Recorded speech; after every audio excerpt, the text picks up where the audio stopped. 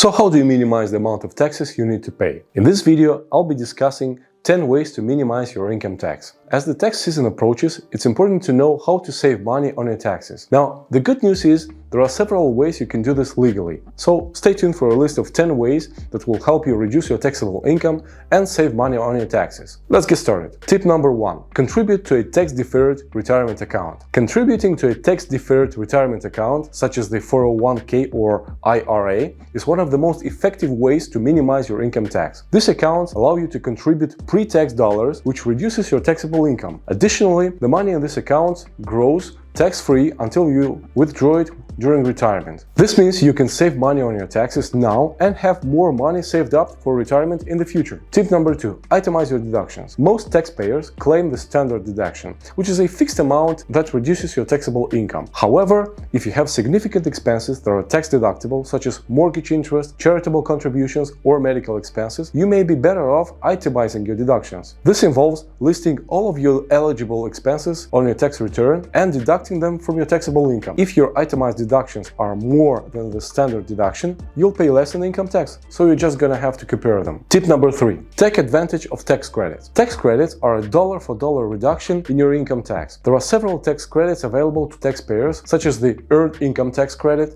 the Child Tax Credit, and the American Opportunity Tax Credit. These credits are based on certain criteria, such as your income, family size, and education expenses. Make sure you check if you're eligible for any tax credits, as they can significantly reduce your income tax. Tip number 4. Defer your income. If you expect to earn a significant amount of money in the coming year, you may be able to defer some of your income to the next year. This can be achieved by postponing year-end bonuses, commissions, or other income until the following year. And by doing so, you'll have less taxable income in the current year, which may reduce your income tax liability. Tip number 5. Donate to charity. Not only will you do God's work, but donating to charity can also help you reduce your income tax liability. Contributions to qualified charitable organizations are tax deductible, which means they can be deducted from your taxable income. Make sure you keep track of all your charitable contributions throughout the year and ask for a receipt from the charity. This will help you claim your deduction when you file your tax return. Tip number 6. Invest in a health savings account. A health savings account, or HSA,